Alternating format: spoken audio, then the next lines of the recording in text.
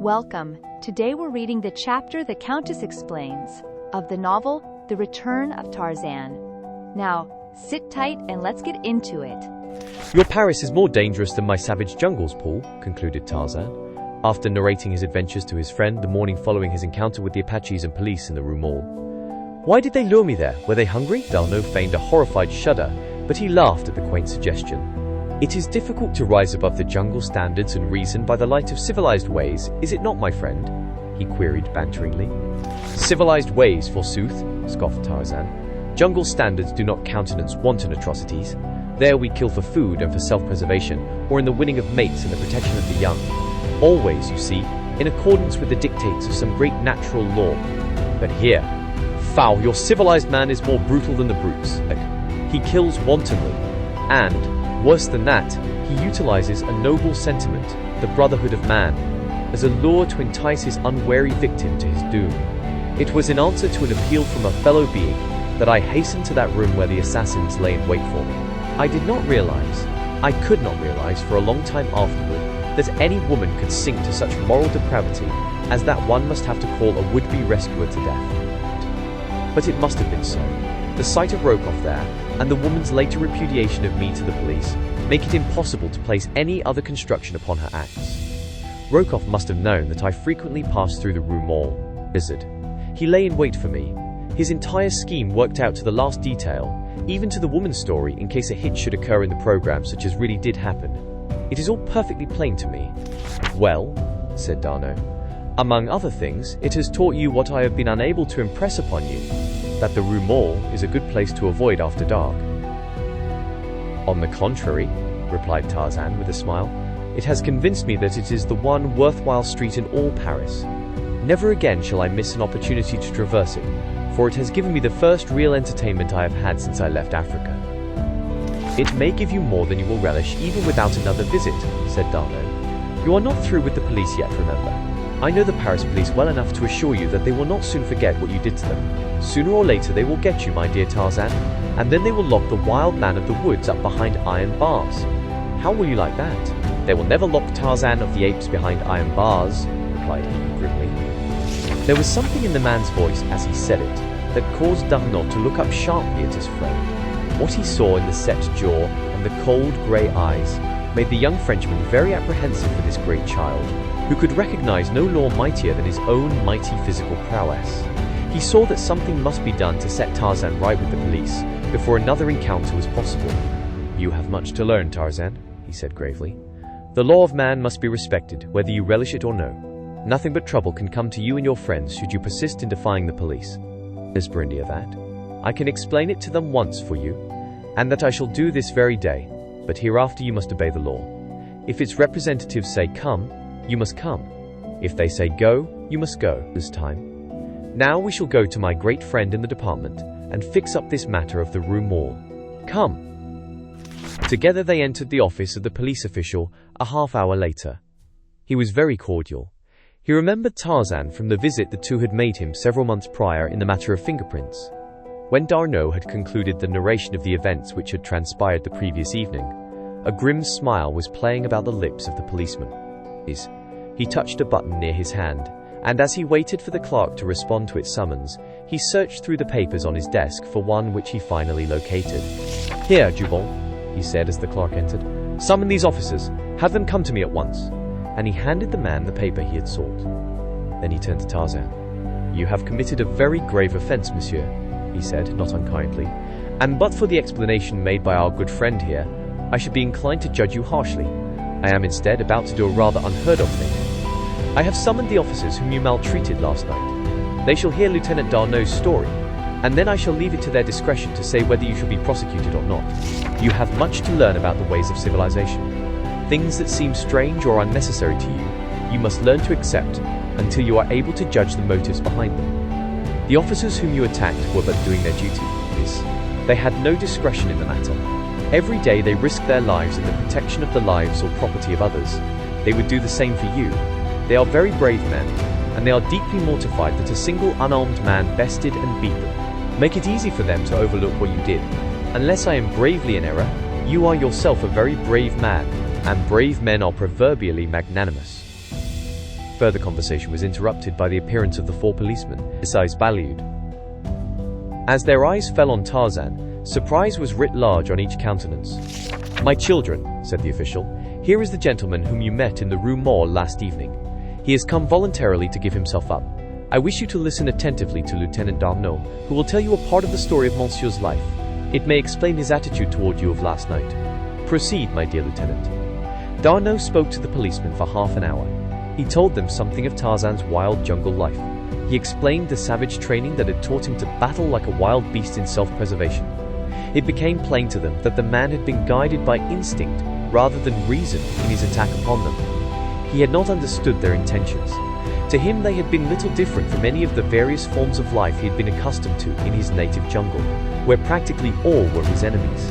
"Your pride has been wounded," said Darnaud in conclusion. "It is the fact that this man overcame you that hurts the most.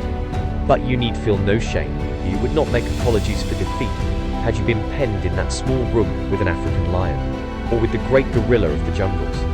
And yet you were battling with muscles that have time and time again been pitted, and always victoriously, against these terrors of the Dark Continent. It is no disgrace to fall beneath the superhuman strength of Tarzan of the Apes."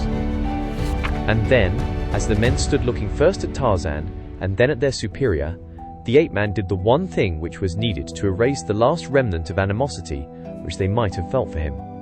With outstretched hand, he advanced toward them. "I am sorry for the mistake I made," he said simply. "Let us be friends." And that was the end of the whole matter, except that Tarzan became a subject of much conversation in the barracks of the police, and increased the number of his friends by 4 brave men at least. On their return to Darnaud's apartments, the lieutenant found a letter awaiting him from an English friend, William Cecil Clayton, Lord Greystoke. The two had maintained a correspondence since the birth of their friendship on that ill-fated expedition in search of Jane Porter after her theft by Turcoz, the bull ape. "They are to be married in London in about 2 months," said Darnaud, as he completed his perusal of the letter.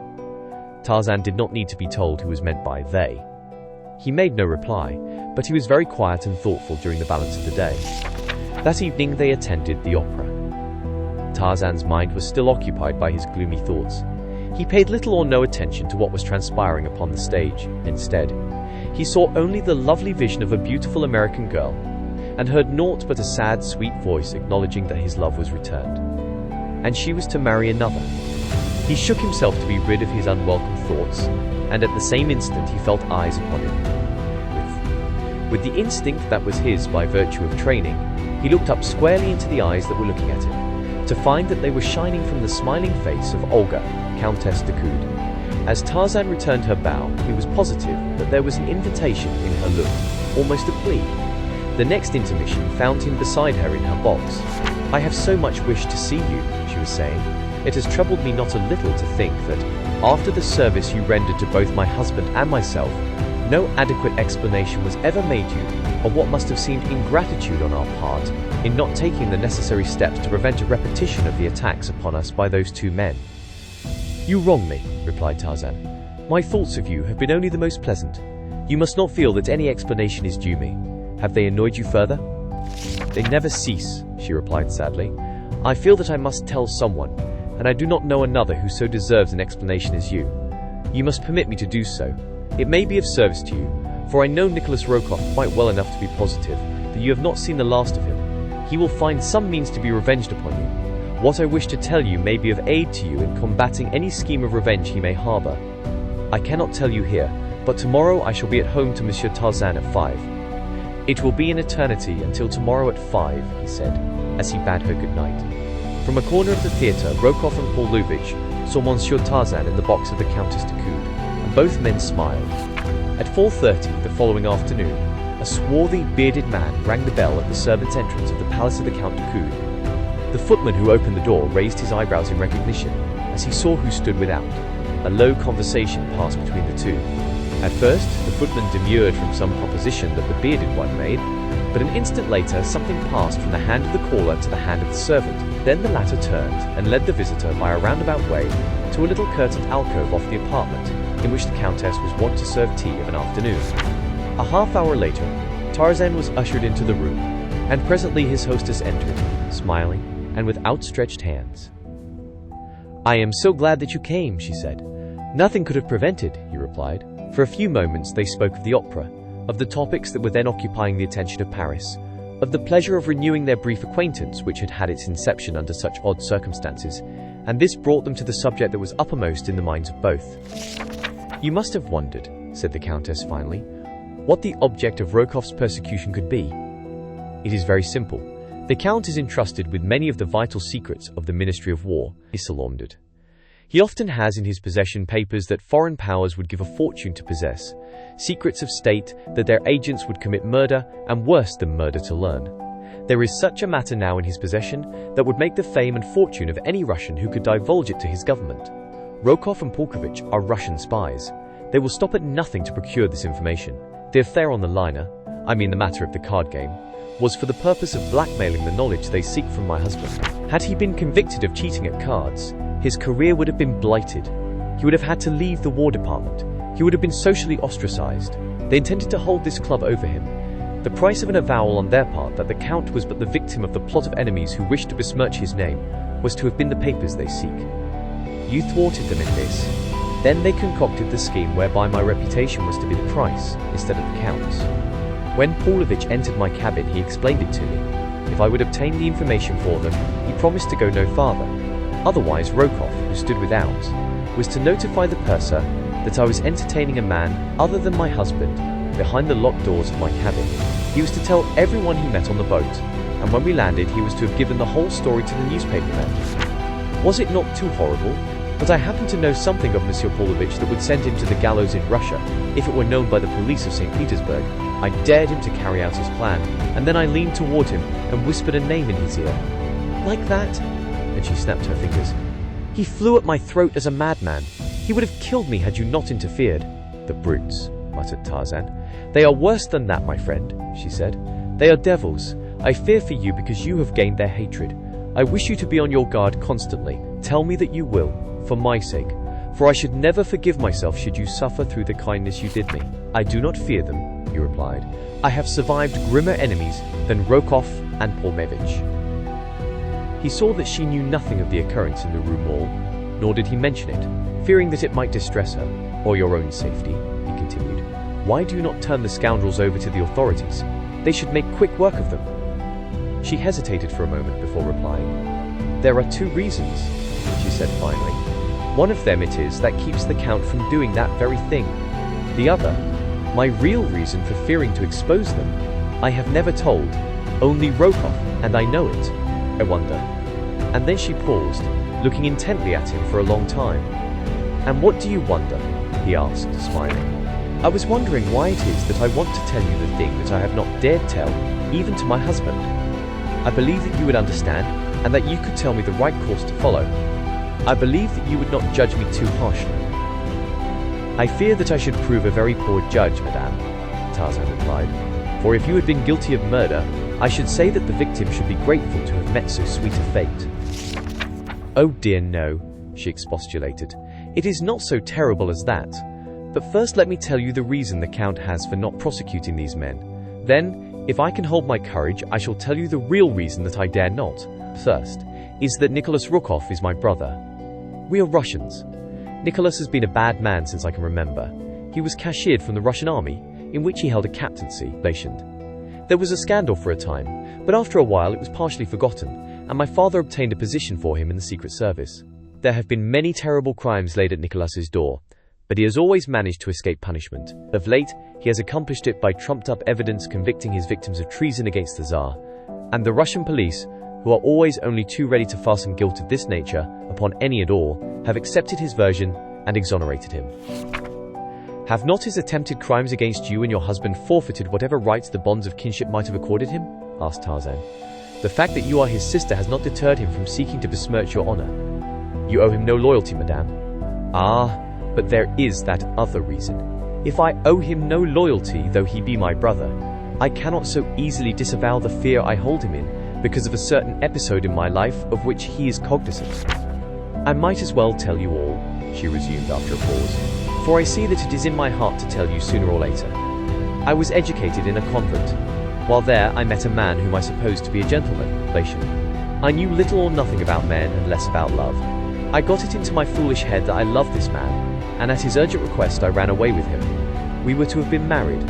I was with him just 3 hours, all in the daytime and in public places, railroad stations and upon a train. When we reached our destination, where we were to have been married, 2 officers stepped up to my escort as we descended from the train and placed him under arrest. They took me also, but when I had told my story they did not detain me, other than to send me back to the convent under the care of a matron. It seemed that the man who had wooed me was no gentleman at all, but a deserter from the army as well as a fugitive from civil justice. He had a police record in nearly every country in Europe. The matter was hushed up by the authorities of the convent. Not even my parents knew of it. But Nicholas met the man afterward and learned the whole story.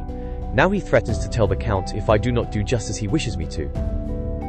Tarzan laughed. You are still but a little girl. The story that you have told me cannot reflect in any way upon your reputation. And were you not a little girl at heart, you would know it. Os. Go to your husband tonight and tell him the whole story, just as you have told it to me. Unless I am much mistaken, he will laugh at you for your fears and take immediate steps to put that precious brother of yours in prison where he belongs. I only wish that I dared, she said, but I am afraid. I learned early to fear men. First my father, then Nicholas, then the fathers in the convent. Nearly all my friends fear their husbands. Why should I not fear mine? It does not seem right that women should fear men, said Tarzan, an expression of puzzlement on his face. I am better acquainted with the jungle folk, and there it is more often the other way around, except among the black men, and they, to my mind, are in most ways lower in the scale than the beasts. No, I cannot understand why civilized women should fear men, the beings that are created to protect them. I should hate to think that any woman feared me. I do not think that any woman would fear you, my friend, said Olga de Coude softly. I have known you but a short while, yet though it may seem foolish to say it, you are the only man I have ever known whom I think that I should never fear. It is strange, too, for you are very strong. I wondered at the ease with which you handled Nicholas and Polkovich that night in my cabin. It was marvelous. As Tarzan was leaving her a short time later, he wondered a little at the clinging pressure of her hand at parting, and the firm insistence with which she exacted a promise from him that he would call again on the morrow. The memory of her half-veiled eyes and perfect lips, as she had stood smiling up into his face as he bade her goodbye, remained with him for the balance of the day. Olga de Coude was a very beautiful woman, and Tarzan of the Apes, a very lonely young man, with a heart in him that was in need of the doctoring that only a woman may provide. As the Countess turned back into the room after Tarzan's departure, she found herself face to face with Nicholas Rokoff. How long have you been here? She cried, shrinking away from him. Since before your lover came, he answered, with a nasty leer. Off. Stop, she commanded. How dare you say such a thing to me, your sister? Well, my dear Olga, if he is not your lover, accept my apologies, but it is no fault of yours that he is not. Had he 1/10 the knowledge of women that I have, you would be in his arms this minute. He is a stupid fool, Olga. Why, your every word and act was an open invitation to him, and he had not the sense to see it. The woman put her hands to her ears. I will not listen. You are wicked to say such things as that. No matter what you may threaten me with, you know that I am a good woman. After tonight you will not dare to annoy me, for I shall tell Raoul all. He will understand. And then, Monsieur Nicholas, beware. You shall tell him nothing, said Rokoff.